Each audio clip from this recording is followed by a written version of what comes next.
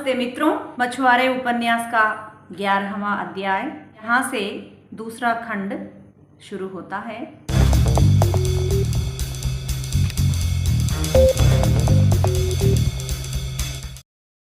तो 11वां अध्याय। अब करुतम्मा की शादी हो चुकी है। पलनी करुतम्मा को लेकर अपने गांव वापस आ चुका है।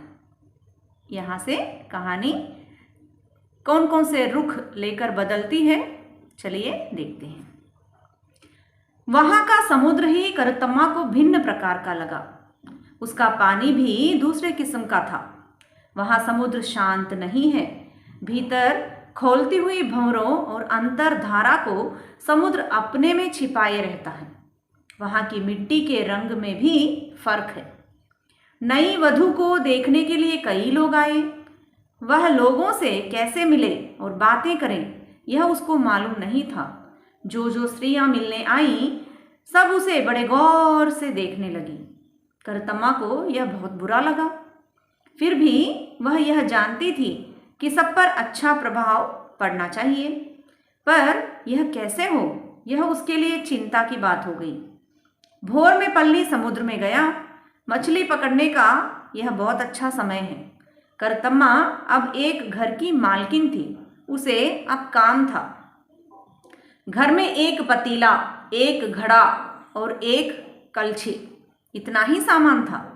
एक घर के लिए और भी कितने ही जरूरी सामान जुटाने थे। एक टोकरी में थोड़ा चावल, नमक, मिर्च आदि खरीद कर रखा था। शादी के पहले पलनी को घर नहीं था। घर में क्या क्या रहना चाहिए यह बताने के लिए भी उसके कोई नहीं थे। अब करुतम्मा को सबका इंतजाम करना था। करुतम्मा ने भात तैयार किया। प्याज की एक झोलदार तरकारी भी तैयार की। उसके लिए बर्तन एक पड़ोसी के यहाँ से मांग लाई। मसाला पीसने का काम भी पड़ोसी के घर में ही हुआ। उत्तर वाले घर की बुढ़िया ने उसे उपदेश दिया, बेटी, एक लड़के को तुम्हारे हाथ में सौंपा गया है, सब तुम्ही को संभालना है। अपने तट पर करुतम्मा ने जो सुना था वह सब यहाँ भी सुना। कोई भी लड़की हो, कहीं भी हो, उसे इसी तरह के उपदेश सुनने पड़ते होंगे। नहीं तो क्या वे उपदेश विशेष रूप से उसी के लिए थे? उसे लगा कि सब लोग उसे संदेह की दृष्टि से देखते हैं। क्या लोगों को उसके रहस्य का पता लग गया है क्या? वहां की स्त्रियां इकट्ठी होकर नववधू के बारे में बातें करने लगी। बातें करने लायक विषय भी तो था। करुतम्मा एक जाल वाले की बेटी है जिसके पास नावें हैं। तब लड़की को एक ऐसे लड़के के साथ क्यों भेज दिया गया जिसके पास न कोई घर है न सगे संबंधी हो? एक ने कहा, हो सकता है लड़की के बाप के पास नाव और जाल ना हो। कोच्चम्मा ने इसका खंडन किया। उसका पति चाकरा के समय नीरकुन्नम तट पर गया था। उसे सब सच्ची बातें मालूम थी। उसने कहा, उसके पास नाव भी है और पैसा भी, बहुत पैसा। तब बाबा ने पूछा, ऐसी बात है तो लड़की की शादी इस लड़के के साथ क्यों किया? कोच्चम्मा ने पूछा, लड़के में कोई कमी है? कोता को कुछ और ही संदेह था। मेरे ख्याल में लड़की में कुछ गड़बड़ी है। ऐसा लगा कि कोता कोई बात जानकर बोल रही है। सबके सुनने की जिज्ञासा बढ़ गई। सबने कोता से ऐसा कहने का कारण पूछा। कोता ने कहा, लड़की ने कुछ अनुचित काम किया होगा और लोगों को उसे अपने तट से किसी तरह भेज देने की फिक्र हो गई होगी। यह सुनकर बुढ़िया चौंक गई। उसने कहा, तब क्या वह यहाँ हमारे तट भी भ्रष्ट करने आई है? बुढ़िया ने अपने कलेजे पर हाथ रखा। सबने कोता से स्पष्ट बातें कहने को कहा, लेकिन कोता ने आगे कुछ नहीं कहा। भात और तरकारी बना लेने पर करुतम्मा का काम खत्म हो गया। उसके घर में लोग आते जाते रहे। उसे लगने लगा कि सब लोग उसे एक विचित्र प्राणी की तरह मानकर व्यवहार कर रहे हैं। चक्की की बीमारी के बारे में भी लोग जान गए। माँ जब उस हालत में पड़ी हो तब कोई बेटी घर छोड़कर कहाँ जा सकती है? माँ का ही प्रश्न अधिक महत्वपूर्ण माना जाएगा ना। इस बात ने लोगों को करुतम्मा के बारे में अधिक जिज्ञासु बना दिया। दोपहर होते न होते करुतम्मा एक बड़े रहस्य का केंद्र बन गई। सब घरों में उसके बारे में बातें होने लगी। वह एक भ्रष्टा होगी, किसी भी तरह उसे दूर करना था। यही सोचकर यहाँ भेज दिया गया होगा। यही बात हो तो यह एक प्रश्न हो गया। करतम्मा ने माँ के बारे में सोचा। माँ की हालत कैसी थी यह उसे मालूम नहीं था। माँ को उस हालत में छोड़कर आना ठीक था क्या? पिता ने हमेशा के लिए उसे त्याग दिया है। पिता के अंतिम शब्द कि वह मेरी बेटी नहीं है उसके कानों में गूंज रहे थे। करतम्मा अपने पिता को अच्छी तरह जानती थी। उसे अब वह बेटी के रूप में मानेगा ही नहीं। उसे लगा कि उसका व्यवहार कठोर हो गया है। एक लड़की ने कभी भी ऐसा नहीं किया होगा। नीरकुन्नम तट पर सब उसे दोषी ठहराते होंगे और शाप भी देते होंगे, लेकिन माँ ने आशीर्वाद दिया था। माँ की मंजूरी उसे मिली थी। बेचारी माँ कितना बर्दाश्त करती है। एक माँ की यही गति होती है। पाव भर पानी खौला कर देने के लिए कोई नहीं है। ऊपर से पिता माँ को ही दोषी ठहराता होगा। वह भी माँ को सहना पड़ेगा। उसके कारण माँ को और भी सहना पड़ेगा। पिता उसे कभी माफ नहीं करेगा। करतम्मा ने अपने भावी जीवन के बारे में भी सोचा। उसकी एक माँ थी, बाप था। वह बाप परिश्रम करके कमाने वाला था। उसका जीवन सुरक्षित था। जीवन की उसकी आशाएं और आवश्यकताएं परिमित थीं और सबकी पूर्ति होती थी। कमी का उसने कभी अनुभव नहीं किया। वह उन सबको त्याग कर सुरक्षित स्थिति से निकलकर एक नए जीवन में आई है। यह नया जीवन कैसे होगा? उसे खाना मिलेगा, पहनने को कपड़े और लगाने को तेल मिलेगा। भूख क्या है इसका उसने कभी अनुभव नहीं किया था। आगे क्या होगा यह कौन जानता है। कुछ भी निश्चित नहीं है। क्या वह दिल खोलकर हंस भी सकेगी? उसे अब सब कुछ अनिश्चित और अरक्षित सा लगने लगा। उससे किसी ने प्रेम भी किया है? जिसके साथ वह आई है, क्या वह आदमी उससे प्रेम करेगा? यह एक बड़ा प्रश्न था। उसके बारे में उसे कुछ नहीं मालूम था। वह आदमी जिसने माँ को उस स्थिति में देखकर भी ऐसी जिद पकड़ी थी, कैसा निकलेगा? यदि उसने कह दिया होता कि लड़की को अभी नहीं ले जाऊंगा, तो कोई झंझट नहीं खड़ा होता। 2 दिन ठहर जाने से सब ठीक हो जाता। ऐसी परिस्थिति में इस आदमी का स्नेह और प्रीति प्राप्त करके उसे कैसे कायम रखा जा सकता है? ऐसा निर्दयतापूर्ण व्यवहार इस आदमी से आगे भी हो सकता है ना? स्नेह को बनाए रखना कैसे संभव होगा? अब इसके सिवा उसका कौन है? कोई नहीं। यही अब उसका एकमात्र सहारा है। इसकी इच्छा अनिच्छा ही अब उसके जीवन का आधार है। पर उन इच्छाओं अनिच्छाओं के बारे में उसे कुछ भी मालूम नहीं है। करतम्मा को लगा कि वह सब कुछ सह सकती है। उसे सब कुछ सहन करते हुए अपनी जीवन लीला समाप्त करने वाली अनगिनत मल्लाहिनों में से एक होकर रहना पर्याप्त मालूम हुआ। वह चाहती थी कि उसका जीवन साधारण तौर से समाप्त हो जाए और कोई विशेष घटना न घटे। क्या यह संभव था? यही उसका डर था। उसका अंतःकरण भीतर चेतावनी देता सा मालूम पड़ा कि यह संभव नहीं है।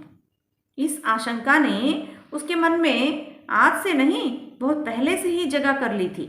संभव है उसके जीवन में और घटनाएं घटें जो उसके जीवन की धारा को और भी टेढ़ी मेढ़ी कर दें। इस विचार ने एक रूप धारण किया।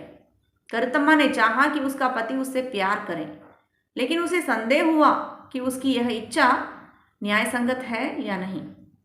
युवतियां साधारणतः चाहती हैं कि पति उन्हें प्यार करे, लेकिन क्या प्रेम का असली बोध किसी को होता है? प्रेम क्या है यह करतम्मा ने जाना है। प्रेम की व्यथा का भी उसे अनुभव हुआ है। शायद इसीलिए उसे संदेह हुआ कि पति का प्रेम उसे प्राप्त हो सकता है कि नहीं। उसके मन में यह विचार बैठ गया कि पल्ली प्रेम करने वाला व्यक्ति नहीं है। तब वह अपना घर छोड़कर क्यों आई? यह परीक्षा खतरे से खाली नहीं थी। वह घर ही क्यों न चली जाए, पर वह तो इससे भी बढ़कर खतरे वाली परीक्षा साबित होगी। दोपहर को पलनी समुद्र से लौटा। करतम्मा ने श्रद्धापूर्वक उसे भात और तरकारी परोस दी। वह उसे प्रथम बार खिला रही थी। तरकारी उसे पसंद आएगी कि नहीं, भोजन अच्छा लगेगा कि नहीं, पलनी ने खाना शुरू किया। भोजन की शुरुआत संतोषप्रद लगी। करतम्मा को थोड़ी तसल्ली हुई। वह चौके के दरवाजे की आड़ में खड़ी थी। वहां से उसे जो कुछ कहना था सब कहा। दूसरी तरकारी बनाने के लिए कड़ाही नहीं थी, इसीलिए एक ही तरकारी तैयार की है। भात में कंकड़ मिलेंगे क्योंकि चावल साफ करने के लिए कोई बर्तन नहीं था। शायद कलछी एक ही है। झोल जो बना है अच्छा नहीं हुआ होगा क्योंकि छौंकने के लिए कुछ नहीं था। उत्तर वाली पड़ोसिन से कड़ाही लाकर काम चलाया और वहीं जाकर मसाला भी पीसा। ये सब बातें करतम्मा ने कह डाली और आगे कहा, हमें घैला, पतीला, बर्तन सब खरीद लेना चाहिए। खरीदेंगे, लेकिन सब एक साथ नहीं हो सकता। एक साथ नहीं चाहिए, थोड़ा थोड़ा करके ले लेना काफ़ी है। परोसा हुआ सब भात पलनी ने खा लिया। करतम्मा थोड़ा और परोसने लगी। पलनी के बस बस कहने पर भी एक कलछी और डाल दी। यही दस्तूर है। करतम्मा यह जानती थी। पलनी ने कहा, भात ज्यादा हो गया। इससे क्या, ज्यादा जो है छोड़ देना। थोड़ी देर बाद उसने हिम्मत करके पूछा, झोल अच्छा नहीं बना क्या? भोजन अच्छा नहीं लगा? झोल बढ़िया बना है, मैंने बहुत ज्यादा खा लिया है। इतने ही को बहुत ज्यादा कहते हो? खूब, मैं इतना नहीं खाता था। एक पत्नी की मुस्कुराहट के साथ करतम्मा ने कहा, आगे और ज्यादा खाओगे नहीं तो मैं खिलाऊंगी। पलनी हंस पड़ा। वह हंसी भावपूर्ण थी, दर्द भरे हृदय को आश्वस्त करने वाली थी। पलनी शांत प्रकृति का है, उसको मानता है। सबसे बढ़कर उसकी आंखों से एक अनिर्वचनीय भाव प्रकट होता है। शुरू शुरू में यह काफी था ना। करतम्मा उसी बर्तन में भात परोसकर खाने बैठ गई। हाथ धोकर एक बीड़ी पीते पीते पलनी भी चौके में आ गया और करतम्मा के पास बैठ गया। उसने कहा, तुम्हें मैं परोस दूं? करतम्मा ने कुछ जवाब नहीं दिया। उसकी हृदय कली आनंद सागर में गोते लगाने के लिए व्याकुल हो रही थी। स्नेह की मंदोष्ण किरणें उस कली को प्रस्फुटित करने लगी। ओह, बातों में फंसकर कुछ खाया ही नहीं, मेरा पेट भर गया। पल्ली ने हांडी की ओर देखते हुए, भात नहीं है क्या? है, लेकिन मुझे अब नहीं चाहिए। नहीं, काफी नहीं था। पल्ली ने एक कलछी भात निकाल कर डाल दिया। करतम्मा ने ना ना किया, फिर भी उसने परोसा हुआ भात खा लिया। करतम्मा ने एक प्रेमिका के तौर पर नहीं, वरन एक गृहिणी, एक घर की मालकिन के तौर पर अपना जीवन शुरू किया। पल्ली भी एक घर का मालिक बन गया। खाकर और बर्तन साफ करके रखने के बाद जब करतम्मा आई तब पल्ली ने कहा, क्या है, क्या क्या खरीदना है? सब कुछ खरीदने लायक पैसा है क्या?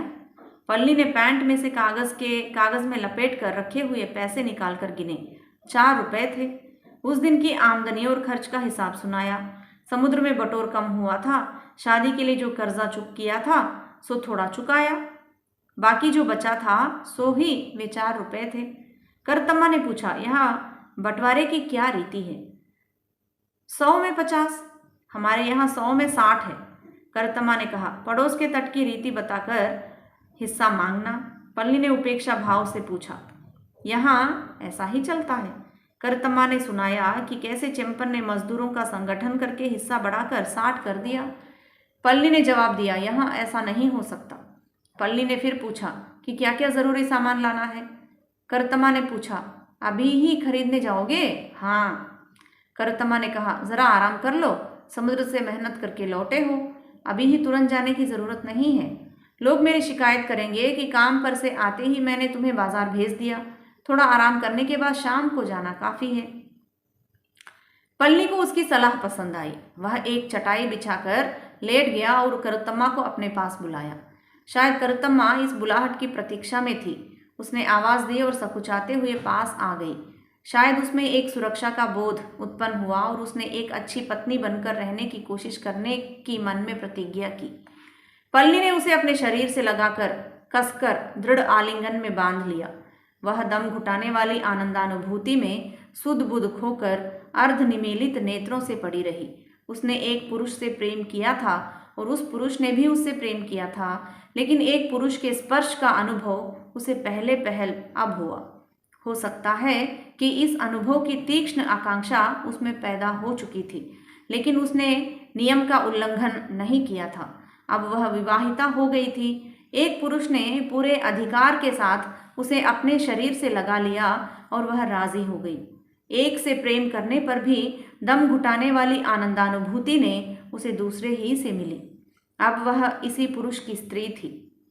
उसका शरीर इसी के लिए था, इसीलिए उसने अपना शरीर तब तक पवित्र बनाए रखा था, आगे भी वह अपना शरीर शुद्ध बनाए रखेगी। करतमा को मालूम नहीं हुआ कि वह उस आनंदानुभूति में कब तक विलीन पड़ी रही।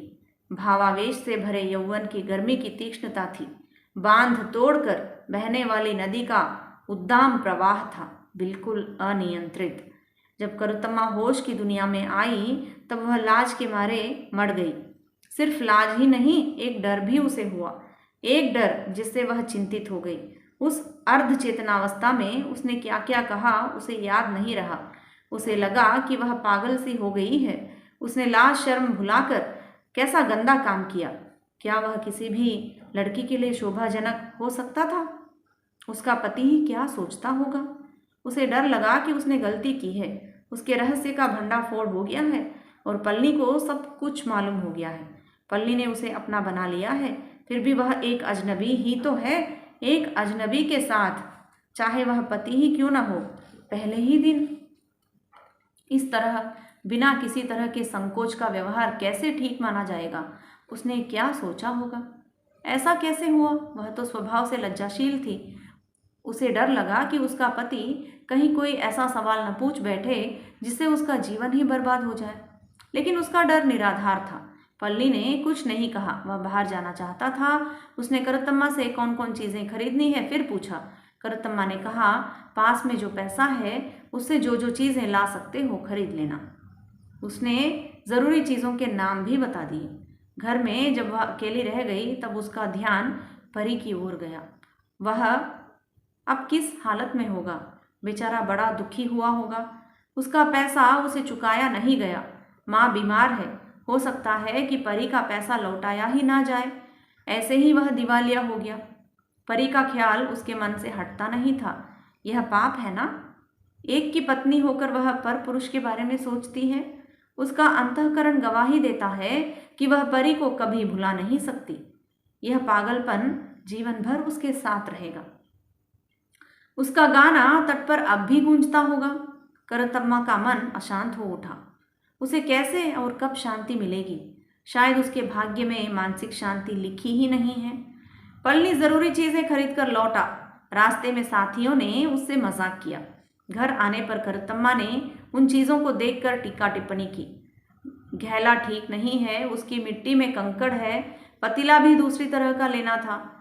पल्ली ने कहा, इन चीज़ों के गुण दोषों के बारे में मैं क्या जानूं? करतम्मा हंस पड़ी। दोनों को अच्छा लगा। उस रात को दोनों को नींद नहीं आई। दोनों को एक दूसरे को क्या क्या सुनाना था। कहते कहते बात खत्म ही नहीं होती थी। तब भावी जीवन की जड़ जमाने वाली बातें शुरू हुई। करतम्मा ने पूछा, माँ उस तरह बेहोश पड़ी थी, तब मुझे कैसे ले आए? करतम्मा अब इस तरह का सवाल करने की आज़ादी महसूस कर रही थी। पल्ली के लिए सवाल का जवाब देना जरा कठिन था, फिर भी उसने जवाब दिया, क्या शादी करके लड़की को उसकी माँ के घर छोड़ आने में मर्दानगी थी? वैसा करना ठीक नहीं होता। पल्ली ने आगे कहा कि उसके साथियों ने उसे ठीक नहीं समझा, इसलिए उसने भी साथ लाने पर जोर दिया। बात को जरा संकोच के साथ उसने कहा, तुम्हारा आने का मन नहीं था क्या? हाँ था। करतम्मा के दिल की बात छिपी रही। उसे उस समय अपने बाप के बारे में एक बड़ी बात कहनी थी। अब मेरा कोई बाप नहीं रहा। बप्पा का स्वभाव ही ऐसा है। मेरी जैसी उसके कोई बेटी भी है, अब वह ऐसा कभी नहीं सोचेगा। पल्ली ने तटस्थ भाव से कहा, यदि बाप यह कहता है कि तू उसकी बेटी नहीं है तो तू भी सोच ले कि वह तेरा बाप नहीं है। करतम्मा को लगा कि पल्ली ने इन शब्दों में उसके जीवन की सुरक्षा का वचन देने का संकेत किया है। उसके कहने का मतलब यही था ना कि वह तेरा बाप नहीं है तो मैं तो हूं। पल्ली ने आगे कहा, तुम्हारा बाप बड़ा लालची है, वहां का घटवार भी वैसा ही है, उसने मेरा अपमान भी किया। पल्ली का स्वाभिमान जाग उठा। उसने कहा, मैं बेघर द्वार का हूँ, सगे संबंधी नहीं है, फिर भी समुद्र माता की संतान तो हूँ। सामने फैली हुई उस जल राशि में मेरी भी संपत्ति है। मुझ में क्या कमी है? समुद्र तट पर बाकी जो मल्लाह हैं उन्हीं की तरह मैं भी हूँ।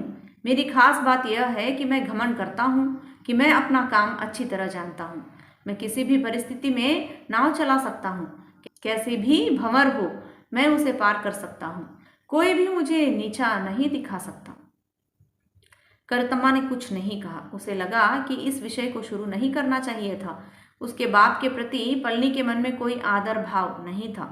वह उस तट के घटवार को ही नहीं, यदि जरूरी हो तो यहाँ के घटवार को भी धिक्कार देगा। वह उस तट के घटवार को ही नहीं, यदि जरूरी हो तो यहाँ के घटवार को भी धिक्कार देगा। पल्ली ने कहा, अरे मैं किसी से क्यों डरूं? डरने की कोई जरूरत नहीं है। लेकिन करतम्मा को एक बात कहनी थी। मेरी माँ बेचारी बड़ी भली है। इसका पल्ली ने कोई जवाब नहीं दिया। उसका ध्यान दूसरी ओर गया। एक बात मैं कह देता हूँ, तुम्हारा बाप जब तक खुद नहीं आएगा तब तक मैं उधर नहीं जाऊँगा। पिता की तरह पति ने भी एक दृढ़ निश्चय किया। यह निश्चय भी डिगने वाला नहीं था। करतम्मा ने अपनी बात कही। उसके लिए माँ बाप दोनों नहीं रहे। अब उसके लिए पति ही सब कुछ है। पति को ही उसे प्यार करना है। वह एक जिम्मेदार आज्ञाकारिणी पत्नी बनी रहेगी। पल्ली ने उसकी बातें सुनी। करतम्मा ने दोहराया कि उसके लिए पति के सिवा और कोई नहीं है। वह सब कुछ सहने के लिए तैयार है। वह उसकी इच्छा के अनुसार काम करेगी। वह सिर्फ उसका प्यार चाहती है। पल्ली ने यह नहीं कहा कि बदले में वह भी उसे प्यार करेगा। शायद उसे शब्दों में कहने की ज़रूरत नहीं थी। करतम्मा को भी शायद इस संबंध में कोई वाग्दान पाने की आवश्यकता प्रतीत नहीं हुई होगी। तो भी थोड़ी कमी रह गई। एक तरफ से प्यार की मांग हुई और दूसरी ओर से कोई मांग ही नहीं हुई। करतम्मा ने एक अच्छी पत्नी होकर रहने का वचन दिया। पल्ली ने प्यार नहीं मांगा। तो भी करतम्मा को प्यार करने का वचन देना चाहिए था ना। लेकिन उसने वचन नहीं दिया। पल्ली मांगता तो शायद वह कह देती कि वह प्यार करती है। इस तरह पहली रात बिना टकराए इधर उधर की थोड़ी बहुत बातें हुई। अंत में घर बसाने की एक राय पर दोनों आ गए। करतम्मा ने हंसते हंसते कहा, मेरे भी सगे संबंधी नहीं हैं और घर द्वार भी नहीं है। भोर में 3:30 बजे के लगभग समुद्र तट पर लोगों का शोरगुल शुरू हो गया। पल्ली के जाने का समय हो गया। करतम्मा को जीवनचर्या की जानकारी थी। शादी के पहले ही पड़ोस की औरतों ने उसे कई बातें समझा दी थी। उनमें से एक बात उसे याद आ गई। जब पल्ली बाहर जाने लगा तब उसने पूछा, क्या सीधे नाव पर ही जा रहे हो? उसका मतलब पल्ली की समझ में नहीं आया। उसने कहा, हाँ, क्या बात है? करतम्मा को मालूम नहीं था कि वह कैसे समझावे। उसने कहा, घर से उठकर जाते समय ऐसे नहीं जाना चाहिए। तब कैसे जाना चाहिए? समुद्र में जाने वालों को पवित्र होकर जाना चाहिए। पल्ली रुक गया। उसने पूछा, तुम क्या कह रही हो? जरा संकोच के साथ करतम्मा ने पूछा, जरा नहा कर क्यों नहीं जाते? करतम्मा के कथनानुसार पल्ली ने स्नान किया। वह भी नहा धो ली। पल्ली जब समुद्र तट पर पहुंचा तब मूपन का पहला सवाल था, नहा लिया है रे? 12वां अध्याय। करतम्मा ने घर में ही यह सबक सीखा था कि घर की समृद्धि के लिए क्या क्या करना चाहिए। उसने अपने माँ बाप को उसके लिए परिश्रम करते देखा था। इस संबंध में उसका बाप उसके सामने आदर्श रूप था।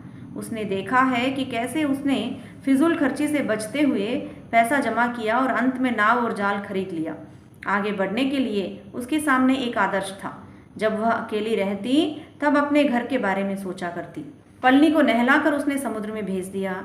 जब तक नावें नहीं लौटी तब तक उसे चैन नहीं था। उस दिन उसने एक के बदले 2 तरकारियां तैयार की। पिछले दिन की अपेक्षा दूसरे दिन उसे पल्ली से ज़्यादा नज़दीकपन महसूस हुआ। खाना तैयार करके वह प्रतीक्षा करने लगी। उस दिन अप्रत्याशित रूप से खूब मछली मिली थी। करीब 30 रुपये पल्ली को हिस्से में मिले। जाल धोकर सूखने के लिए डाल देने के बाद जब सब नहा रहे थे तब अय्यप्पन ने साथियों से पूछा, क्यों आज हम लोग हरिपाठ जाकर भोजन क्यों ना करें? किसी को आपत्ति नहीं थी। सबके पास पूरा पैसा था। समुद्र माता ने कृपा की थी। जरा आनंद मनाने में क्या हानि थी? लेकिन सिर्फ पल्ली ने कोई जवाब नहीं दिया। वेलुप्ता ने पूछा, क्यों रे पल्ली, तू क्यों नहीं बोलता? आंटी ने मजाक किया, तुम लोग क्या कह रहे हो जी? नववधू ने भात तरकारी वगैरह तैयार कर रखी होगी। उसके पास बैठकर खाना खाने में उसे ज़्यादा आनंद आएगा ना। कोच्चप्पन ने इसका जवाब दिया, इसमें आश्चर्य की क्या बात है? युवकों को ऐसा लगना स्वाभाविक ही है। इस जमात में सब विवाहित और बाल बच्चे वाले थे। वेलायुधन ने साधारण अनुभव के आधार पर कहा, यह तो 4 दिन की बात है। उसके बाद तो न घर में भात बनेगा और ना भात होने पर उसमें कोई खास स्वाद मिलेगा। सबके नहा चुकने के बाद वेलुप्ता ने पूछा, तुम नहीं आते पलनी? पल्ली ने कहा, मैं भी चलूंगा। पल्ली ने कह तो दिया, फिर भी जरा अन्य मनस्क सा हो गया। सब लोग बस पकड़कर एक साथ हरिपाड़ के लिए रवाना हो गए। बहुत देर तक करतम्मा प्रतीक्षा में बैठी रही। जब पल्ली नहीं आया तो उसने घर से निकलकर तट पर आकर देखा। सब नावें ऊपर निकलकर रख दी गई थी और तट पर कोई नहीं था। उसी समय आंडी की पत्नी भी वहां पहुंची। उसने कुशल मंगल पूछा, क्यों रे नववधू, खड़ी खड़ी समुद्र की ओर क्या देख रही है? करतम्मा ने जरा शर्माकर जवाब दिया, कुछ नहीं, यूं ही देख रही हूं। पारू को बात मालूम थी, मल्लाह को खोजती होगी। आज सब हरिपाड़ गए हैं, आज उन्हें ज्यादा पैसा मिला है बच्ची। नीरकुंडम तट पर भी ऐसा होता है, वहां के लोग आलपुड़ा जाते हैं, इतना ही फर्क है। लेकिन पलनी उस दिन जाएगा ऐसा उसने नहीं सोचा था। थोड़ी देर तक पारू और करतम्मा ने बातें की। करतम्मा का मन उदास था। उसे लगा कि इस तरह फिजूल खर्ची नहीं होनी चाहिए। उस दिन हरिपाड़ में जो पैसा खर्च होगा उससे घर में कितनी ही जरूरी चीजें आ जाती। ऐसे ही विचार उसके मन में उठ रहे थे। पारू ने कहा, जो भी हो, हरिपाड़ से लौटते समय पति नववधू के लिए जरी के किनारे का महीन कपड़ा और रेशमी साड़ी ले आएगा। करतम्मा ने तर्क किया, लेकिन दीदी, घर में पानी पीने के लिए बर्तन नहीं है, 2 ही मटके हैं। पारू ने कहा, इससे क्या, इससे ज्यादा किसके घर में है? यह सब चाकरा के ही समय पूरा होगा बच्ची। उस समय जुटाकर रखने से अकाल के समय बेच बांच कर काम चला सकते हैं। एक कुत्ता घर के चारों तरफ घूम रहा था। वह भीतर घुसने की कोशिश में था। करतम्मा घर लौट आई। वह प्रतीक्षा में बैठी रही। 2-3 घंटे रात बीतने पर पलनी लौटा। उसके हाथ में कागज की एक पोटली थी। करतम्मा रूठ कर चुपचाप बैठी रहना चाहती थी, लेकिन पलनी को पसंद नहीं आएगा कि नहीं, यह डर भी था। उसने मुस्कुराहट के साथ पूछा, क्यों, अभी ही नाव किनारे पर लगी है? उसका व्यंग्य समझे बिना ही पलनी ने कहा, नहीं नहीं, यह देख। पलनी ने करतम्मा के हाथ में पोटली दे दी। उसे खोलते खोलते करतम्मा ने पूछा, यह समुद्र में जाल फेंकने पर जरी का महीन कपड़ा भी मिलता है? पलनी हंस पड़ा। करतम्मा भी हंसी। पलनी एक बहुत बढ़िया जरी वाला महीन कपड़ा लाया था। करतम्मा ने उसे खोल कर देखा। कपड़ा बड़ा और बढ़िया था। पलनी ने उसका दाम बताया। लोगों ने इस तरह के 5 कपड़े खरीदे थे। वेलुत्ता, वेलायुधन, कोच्चुरान और अय्यप्पन ने भी एक एक लिया था। वेलायुधन का बच्चा बीमार था। दवा के लिए पैसा मांगने के लिए उसकी पत्नी पारू के यहाँ गई थी। पारू ने यह बात सुनाई थी। वैसे ही अय्यप्पन के यहाँ भी पैसे का अभाव था, लेकिन इन घरों में उस दिन कीमती जरी वाला महीन कपड़ा आ गया। एक मनोहारी मंद हास के साथ करतम्मा ने पूछा, पानी पीने के लिए जब घर में बर्तन नहीं है तब इस कीमती कपड़े की क्या जरूरत थी? उस मनोहारी हंसी के सामने सवाल के मतलब पर ध्यान न देकर पलनी हंस पड़ा और उसने कहा, तुझे मालूम है कि यह क्यों खरीदा गया है? करतम्मा ने पूछा, क्यों खरीदा गया है? आइल्यम मेले के अवसर पर मन्नारशाला जाने के लिए। पहनकर तो देख, जरा देखूं। पल्ली ने उसकी ओर भावपूर्ण दृष्टि से देखा। उसकी पैनी नजरों के सामने शर्माकर करतम्मा घूम कर खड़ी हो गई। पल्ली 2-3 कदम आगे बढ़ा। तम्मा ने कहा, अभी छोड़ दो, सारा शरीर धूल और पसीने से भरा है। घर में पीने के लिए बर्तन नहीं है, फिर भी जरी का महीन कपड़ा लेना कोई भारी गलती है? वह तो पल्ली की इच्छा थी। वह चाहता था कि पत्नी पहने, ओढ़े और उसे देखे। जीवन क्या कर्म की चक्की में पिसने के लिए ही है? जीवन का उद्देश्य सिर्फ पैसा कमाना और घर का सामान जुटाना ही है?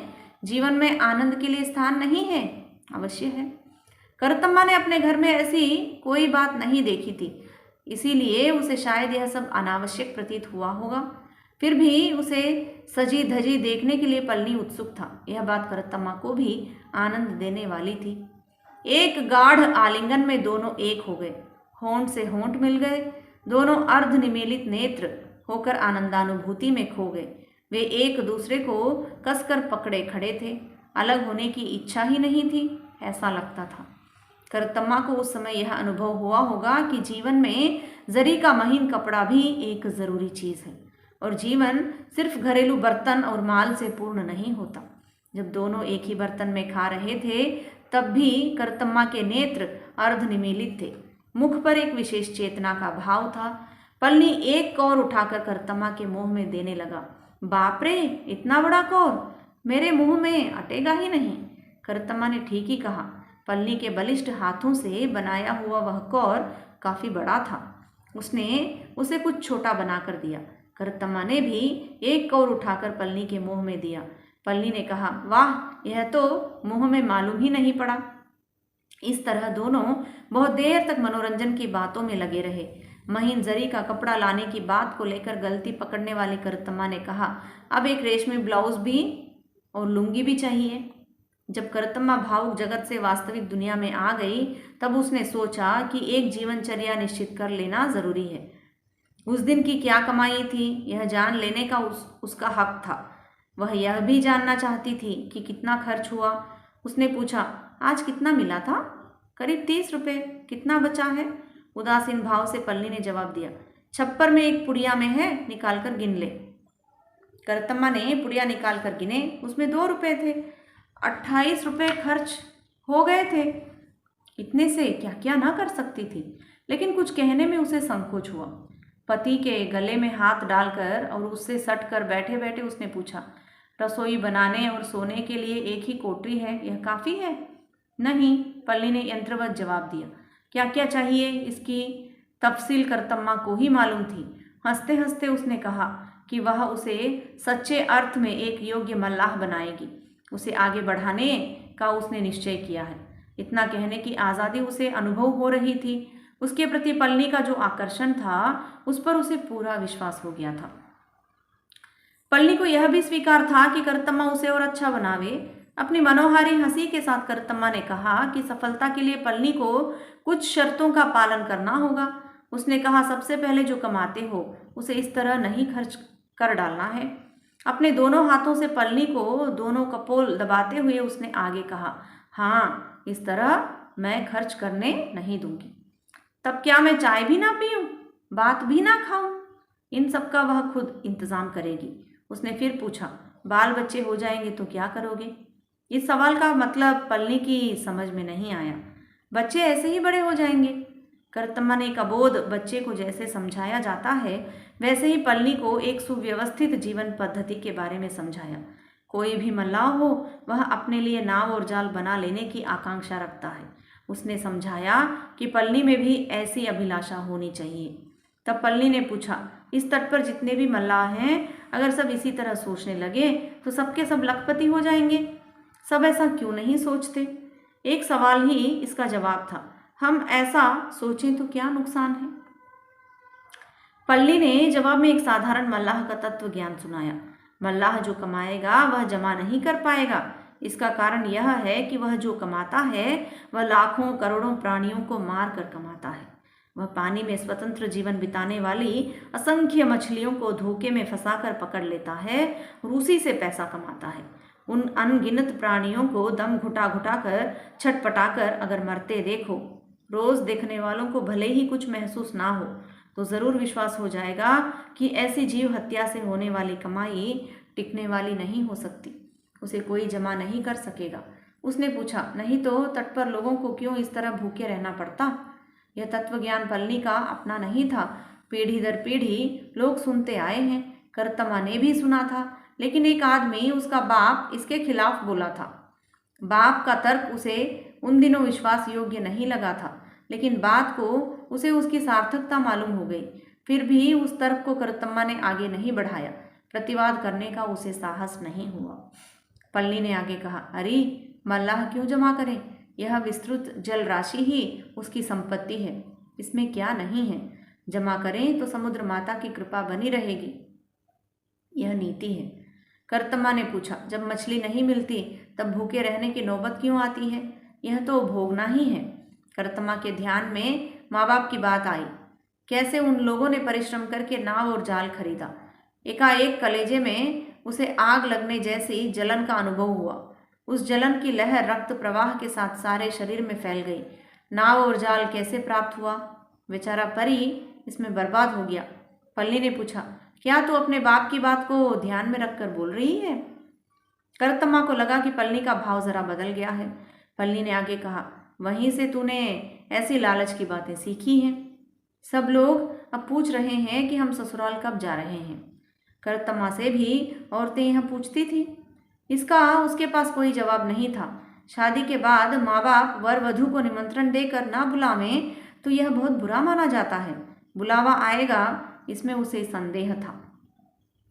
माँ को मरणासन अवस्था में छोड़ आए हैं, वहां से निमंत्रण लेकर कौन आने वाला है। थोड़ी देर बाद वह हंसती हुई बोली, शादी के बाद यहाँ लड़के के संबंधियों में किसने किसने निमंत्रण दिया है, यह भी तो एक रिवाज है। करतम्मा ने मजाक में कहा था, फिर भी उसमें पलनी को बुरा लगने वाली बात छिपी थी। पलनी को उसमें दुख भी हुआ। उसने उसे मजाक के रूप में नहीं लिया, उसका भाव बदल गया। उसने पूछा, यह पहले ही मालूम था ना? जानते हुए भी क्यों यहाँ भेज दिया? करतम्मा का चेहरा उतर गया। पलनी रुष्ट हो जाएगा इसका उसे ख्याल नहीं था। पलनी ने आगे कहा, हाँ, पलनी के कोई नहीं है, उसके लिए दुखी होने वाला कोई नहीं है, सुखी होने वाला भी कोई नहीं है। तट पर रहने के अयोग्य एक लड़की थी, उसे पलनी के मत्थे मर दिया गया। समुद्र में जाकर वह मर भी जाए तो भी उसके लिए रोने वाला कोई नहीं है। असल में ऐसा ही हुआ है। यह निष्ठुर प्रतिघात था। तट पर रहने योग्य वह नहीं थी। यह आरोप वह कैसे सह सकती थी? फिर भी उसमें कुछ सत्यांश तो था ना। उसे लगा कि अंदर का अपराध साकार हो रहा है। शादी के बाद पति अब मुंह पर ही ऐसी बातें कह रहा है। करतम्मा हाथ से मुंह को ढककर सिसक सिसक कर रोने लगी। सिसकियों के बीच उसका सारा शरीर कांपता नजर आ रहा था। पलनी उसे बैठा देखता रहा। कुछ समय तक करतम्मा की सिसकियां ही वहां सुनाई पड़ रही थी। पलनी के मन में सहानुभूति हुई कि नहीं कौन जाने। थोड़ी देर बाद करतम्मा के कान में यह शब्द पड़े, यह मैं नहीं कहता लेकिन बाकी लोग ऐसा ही कहते हैं। तो पलनी का मन जरूर पसीजा है। उसने आगे कहा, उस पप्पू ने यह सब सुनाया है। इस तरह शादी के बाद पहले पहल उस घर में अश्रुपात हुआ। सांत्वना देने की कोशिश भी हुई। घर के प्रेमिल अंतरिक्ष में काले बादल छा गए। रात भर खिन्नता रही। सिसकियों के बीच उसने कहा, मैं समुद्र तट के अयोग्य नहीं होऊंगी। उसने उस पर विश्वास करने को कहा। पति समुद्र में जाए तो उसके न लौट सकने लायक वह कोई काम नहीं करेगी। समुद्र में तूफान उठने वाला व्यवहार उसका नहीं होगा। जहरीले सांप जमीन पर लौटने लगे ऐसा काम वह नहीं करेगी। उसने वचन दिया कि वह एक पतिव्रता मल्लाहिन होकर रहेगी। उसने बार बार पलनी से पूछा कि उस पर उसको विश्वास है कि नहीं। पलनी ने ना या हाँ कुछ नहीं कहा। पलनी की छाती पर सिर रखकर उसे आंसुओं से भिगोने के सिवा वह कर ही क्या सकती थी। पलनी ने पूछा, तू क्यों बार बार यह पूछती है कि विश्वास है कि नहीं? तेरे सवालों की झड़ी देखकर यह संदेह होने लगता है कि तुझे खुद अपने ऊपर विश्वास नहीं है। करतम्मा को लगा कि उस पर एक और वज्रपात हो गया है। उसके रहस्य के बारे में जरूर पलनी को कोई संदेह हो गया है। किसी द्रोही ने सब कह दिया होगा। इसके बाद करतम्मा ने रात भर कुछ नहीं कहा। पति ने उसका रहस्य जाना हो या नहीं, सच्ची बातें उससे कह देना ही ठीक होगा ना। सच सच कह देने पर पति क्या क्षमा नहीं करेगा? लेकिन वह कैसे कहती? जैसे भी हो, दूसरों की बढ़ा चढ़ाकर कही हुई बातें सुना करें, इसकी अपेक्षा सीधी सच्ची बातें कह देना ही बेहतर होगा। करतम्मा को एक निश्चय पर आना था। वह कई बार कहने के लिए तैयार हुई, लेकिन कैसे शुरू करें यह नहीं मालूम होता था। मैं एक आदमी से प्रेम करती थी, इस तरह शुरू करें? लेकिन यह सुनने की क्षमता एक पति में होगी? मेरा बचपन का एक साथी था, इस तरह शुरू करें क्या? यह भी नहीं हो सकता। इस तरह शुरू करने से पुरानी मधुर स्मृतियों में वह बहुत कुछ कह जाएगी। मुमकिन है वह परी की प्रशंसा भी कर दे। इससे यह संदेह हो जाएगा कि उसके प्रति अब भी प्रेम भाव है।